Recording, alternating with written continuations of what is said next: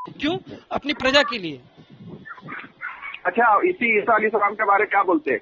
हमारा कुरान में बोलते हैं कि जब वो आएगा तो पूरी दुनिया मुसलमान बन जाएगी। वो नहीं आएगा, मैं कह रहा हूँ ना। हो सकता है वो आया भी हो और कहीं पे कोई झाड़ू चपरासी का काम करता हो, कर्मों के आधार पे जैसे कर्म रहे हो, फिर मरा हो, फिर कुत्ता वुत्ता बन के जन्म लिया हो, या फिर चीटी वीटी बन के भी मरा हो, तोता वोता बन गया हो, उसमें क्या है? आया है, बिल्कुल आया है। इस बात पे तो मानूंगा कि भाई बहुत बार आया है, एक बार नहीं बहुत बार आया है। आगे बोलिए। चरण भाई, आपका नाश्ता दमस ने बोला है चैलेंज है। अरे नमस्ते सभी को मित्रों, वैचारिक मंथन नव सनातनी यूट्यूब चैनल पर मैं आपका साथी आशीष चौरसिया आप सभी का हार्दिक स्वागत एवं अभिनंदन करता हूं। तो मित्रों, शाहिद जी के साथ हुई हमारी पिछली बातचीत तो आप लोगों ने सुनी ही होगी। अगर ना सुनी हो तो ऊपर दिख रहा है आई बटन पर क्लिक करके आप हमारी पिछली बातचीत को अवश्य सुनिए। तो शाहिद जी के साथ हुई हमारी आगे की मजेदार बातचीत आज मैं आप लोगों के समक्ष रख रहा हूं। आप सब भी सुनिए एवं निर्णय लीजिए। बहुत बहुत कड़वा सच्चाई बोलने जा रहा हूँ। हाँ बोलो। कड़वा भाई काश बोलिए। आप जो बोलते हैं कि उन लोग जबरदस्ती मुसलमान बना रहे थे, मैं आपको प्रमाण दे दूंगा। हाँ। कि यहाँ के जो हिंदू और हिंदू में जब बादशाह राजाओं में लड़ाई होती थी ना, हाँ।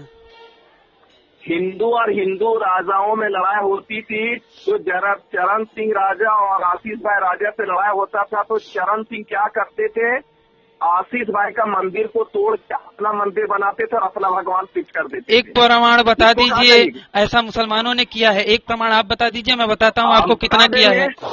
मथुरा वृंदावन देख लीजिए, काशी विश्वनाथ देख लीजिए, वहाँ पे 67 की मस्जिदें बनाई गई हैं। राम मंदिर का देख लीजिए, कितना बवाल किया था आप लोगों ने।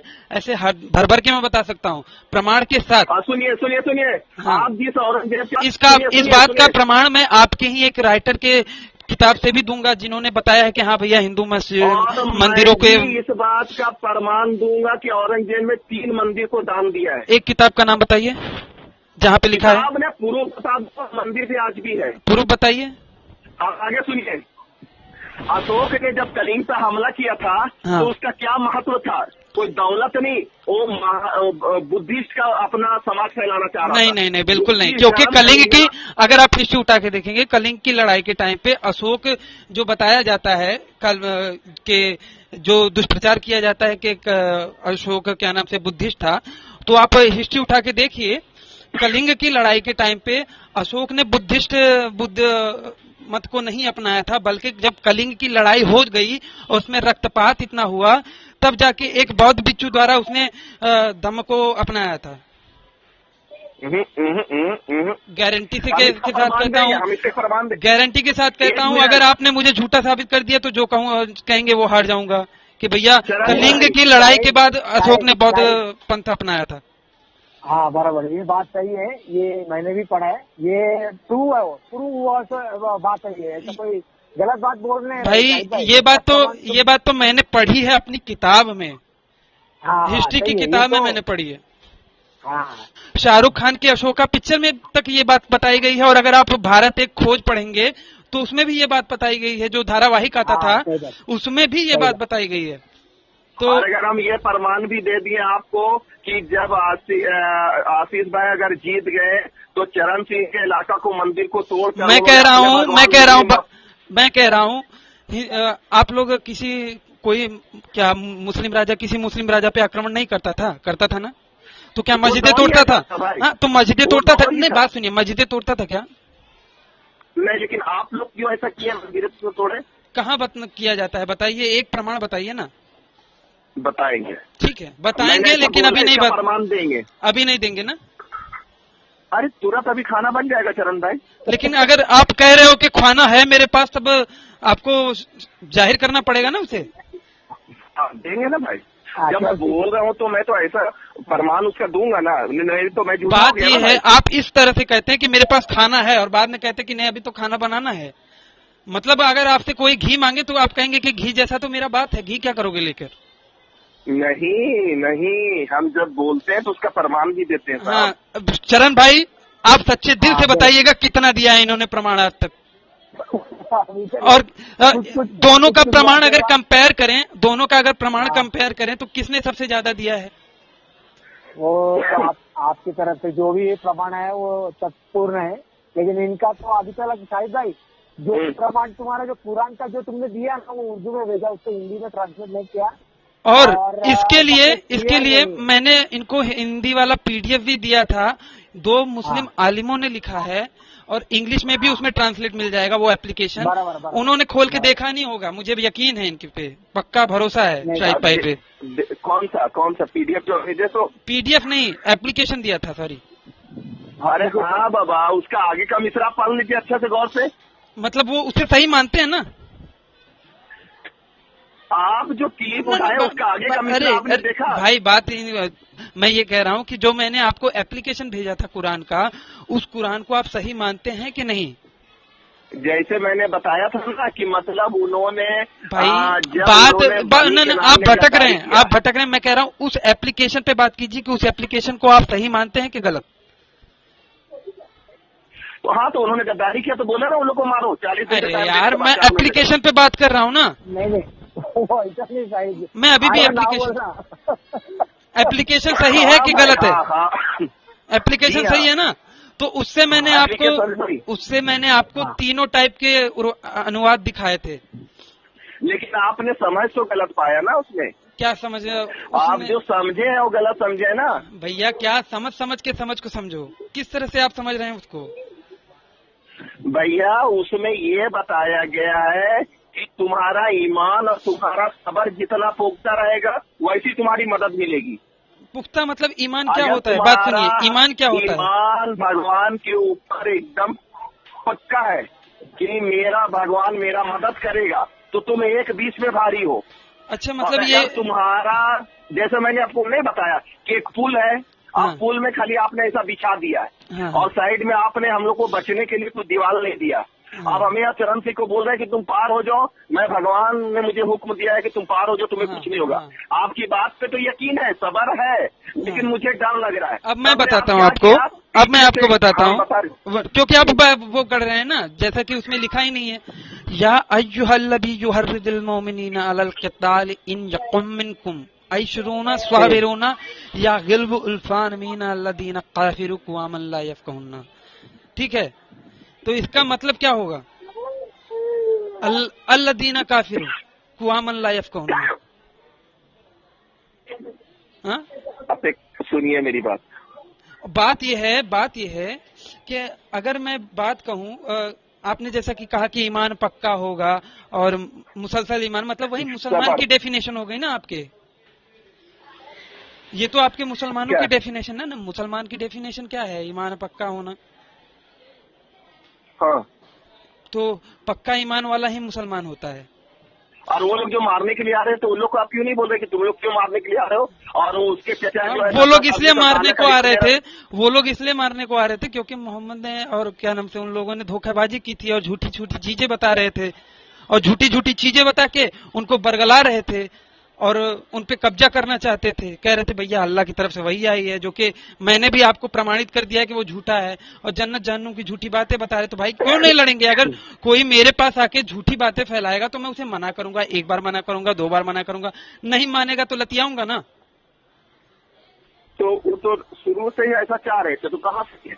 तो क्या शुरू से चाह रहे थे? तो क्या कहाँ सके? वो लोग गलत में थे तब ना नहीं सके। क्या नहीं सके? अरे जब ये 2-4 लोगों को मुसलमान बनाया तो उमर ने तलवार लेकर आ दिया था। उमर ने, हिंदा का आपका रिकॉर्ड मालूम ना? हिंदा का, हाँ, जो कि तीसरी बीवी के बारे में आपने मुझे बता रहा है कि हिंद बिन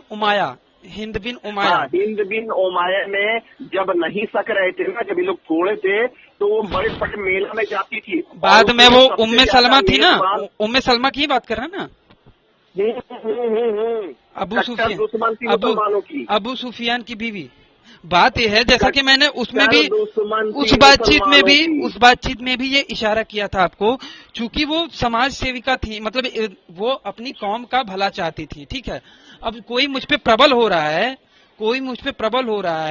कोई डकैत मेरे ऊपर प्रबल हो रहा है, तो क्या करूंगा? अगर मुझे अपने परिवार की रक्षा करनी है तो उससे मिल जाऊंगा। ठीक है, क्योंकि मेरे पास कोई बोली कि लगता है मेरे भगवान से ज्यादा ताकतवर मोहम्मद का भगवान है। कहाँ पे बोला है? एक हदीस बताइए। हदीस में जो कहानी है ना उसमें लिखा है। कहानी सच होत नहीं होती, आप फसाना बता रहे हैं, मैं हकीकत बता रहा हूँ। शाहिद ये सब है ना। अच्छा, क्या बोल के मुसलमान बनी? आपके हिसाब से क्या बोल के मुसलमान बनी? कि प्रजा खतरे में है? हाँ, प्रजा को बचाने के लिए। जैसे कि सम्राट कॉन्स्टेंटाइन ईसाई नहीं था, लेकिन जब उसने देखा कि जो ईसाइयत को मानने वाले हैं वो धीरे धीरे पूरे रोमन साम्राज्य में तहस नहस कर रहे हैं, तो उसने अंत में आके काउंसिल ऑफ नाइसिया की सभा बुलवाई और फिर उसके बाद उसने बैप्टाइज हुआ वो मरते वक्त, क्योंकि वो उसे प्रजा को बचाना था। नहीं तो उसने कभी भी क्रिश्चियनिटी को माना नहीं था। क्यों? अपनी प्रजा के लिए। अच्छा, इसी ईसा अलैहिस्सलाम के बारे में क्या बोलते हैं? हमारा कुरान में बोलते हैं कि जब वो आएगा तो पूरी दुनिया मुसलमान बन जाएगी। वो नहीं आएगा, मैं कह रहा हूँ ना। या फिर हो सकता है, या फिर अगर नहीं, मैं कह रहा हूँ हो सकता है वो आया भी हो और कहीं पे कोई झाड़ू चपरासी का काम करता हो, कर्मों के आधार पे जैसे कर्म रहे हो, फिर मरा हो, फिर कुत्ता वुत्ता बन के जन्म लिया हो, या फिर चीटी बीटी बन के भी मरा हो, तोता वोता बन गया हो। उसमें क्या है? आया है, बिल्कुल आया है। इस बात पे तो मानूंगा कि भाई बहुत बार आया है, एक बार नहीं बहुत बार आया है। आगे बोलिए। चरण भाई, आपका नाश्ता दमस ने बोला है चैलेंज है। अरे नाश्ता दमस जो रिलीजियस होके जिसने भी भविष्यवाणी की थी आज तक बता दीजिए कि उसकी जो रिलीजियस भविष्यवाणियां हैं कोई सच हुई हैं? दमस है ना, ये सिर्फ तेरे लिए ये मेरे लिए।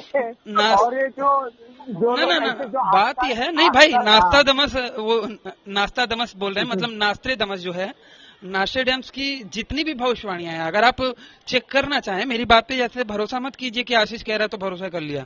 आप एक बार क्रॉस चेक कीजिए, उसने जो भी भविष्यवाणियां रिलीजियस होके बोली है ना, रिलीजियस होके बोले हैं या फिर किसी बायस होके बोली है ना, वो कभी भी सही नहीं हुई है। और ये जो बोला है ये बायस होके बोला है। हो सकता है मे बी कि जो भविष्यवाणियां करने वाले उस वक्त रहते थे, उनके ऊपर क्या नाम से बहुत रिबेल होता था, उनके ऊपर मतलब जो धार्मिक संगठन है वो हमेशा उंगली उठाते थे, उन पे अत्याचार। गैलीलियो को देखते हो ना आप, नजरबंद कर दिया था। तो उस तरह से नास्त्रोदामस जिस तरह से भविष्यवाणियां करता था, उसके ऊपर भी कई सारे धार्मिक संगठनों ने क्या नाम से उंगली उठाई और उसको मारने, उसके जान की नौबत आ गई। तो नास्त्रोदामस ने उनको भी खुश करने के लिए थोड़ी सी बातें बता दी कि हाँ भैया ईसा भी आने वाला है, ये वो। तो उनको लगा कि भैया चलो, बंदा तो अपना ही है, अपनी बात कर रहा है, अच्छी बात है। इस तरह से है, समझे? थोड़ा सा हिस्ट्री का मुतालबा कीजिए क्या नाम से शाहिद भाई। अच्छा आशीष भाई मैं ये बोल रहा हूं, कम से कम एक बार विकिपीडिया तो पढ़ ही लिया कीजिए भाई किसी विषय पे। हालांकि विकिपीडिया पूरी तरह से सच नहीं बताता, लेकिन काफी हद तक आपको झूठ भी अगर आपको पता चल जाए ना, तो अगर आप अपने दिमाग से काम लेने वाले होंगे शायद, तो आप सही का अंदाजा लगा सकते हैं कि क्या हुआ होगा। अच्छा आशीष भाई मैं ये पूछ रहा था कि इस दुनिया में अभी इस वक्त कोई भी एक बंदा ऐसा है क्या इस दुनिया में जो आज के हालात या फिर आने वाले 100 साल के बारे में या इससे पहले के 100 साल के बारे में कुछ ऐसा वो भविष्यवाणी कर सकता है? ऐसा कोई बंदा है? मेरी नजर में तो नहीं है, या फिर मेरी जानकारी में नहीं है। अच्छा आशीष भाई, देखिए यहाँ पे मुझे इस बारे में पता नहीं है, इसलिए मैंने सीधा निष्पक्ष होकर बोला कि भैया मुझे पता नहीं है। लेकिन अगर शाहिद भाई होते ना तो कहते अरे हमारे मोहम्मद सल्लल्लाहु अलैहि वसल्लम थे। मैंने ऐसा नहीं कहा कि भैया श्री कृष्ण रहे होंगे या फिर राम रहे होंगे, मैंने डायरेक्ट कहा कि नहीं। एक मिनट चरण भाई क्या ना, बोलो। आप जैसा बोल रहे थे मुझे कि तो बस मित्रों, आज का हमारा ये वीडियो यहीं पे समाप्त होता है। अगर ये बातचीत आप लोगों को पसंद आई हो तो इसे कम से कम 5 मिनट का समाधान देते हुए अपने मित्र मंडली में शेयर अवश्य करें। हो सकता है आपके एक शेयर से हमारा कोई भाई या बहन इनकी सच्चाई से अवगत हो जाए और भटकने से बच जाए। अगर आप सामर्थ्यवान हैं और मुझे मेरे इस कार्य में सहयोग करना चाहते हैं तो स्क्रीन पर दिख रहे QR कोड पर आप मुझे सहयोग कर सकते हैं। और अंत में चलते चलते आपसे यही निवेदन करना चाहूँगा कि देखिए, बाकियों के लिए तो जन्नत और जहन्नुम है, परंतु आपको पुनः इसी धरती पर आना है। तो इस धरती माँ की रक्षा के लिए अपने जीवन काल में प्रतिवर्ष एक पेड़ अवश्य लगाएं। इस वीडियो को अंत तक देखने के लिए आप सबका बहुत बहुत धन्यवाद। नमस्ते जी, जय श्री राम, हर हर महादेव, जय माँ भारती। हाँ आप एक बात बोलिए, मेरा नाम अब्दुल्ला खान है, मैं एक मुस्लिम लड़का। ठीक है, उसमें मेरी गलती नहीं है ना। सुनिए भाई, बात सीरियसली कर रहे, आप मजाक में मत लीजिए। नहीं भाई, मैं सच कह रहा हूँ। मैं बात नहीं करूँगा। नहीं, बिल्कुल, जो मजाक करे उसकी ऐसी तैसी, यार कौन मजाक कर रहा है।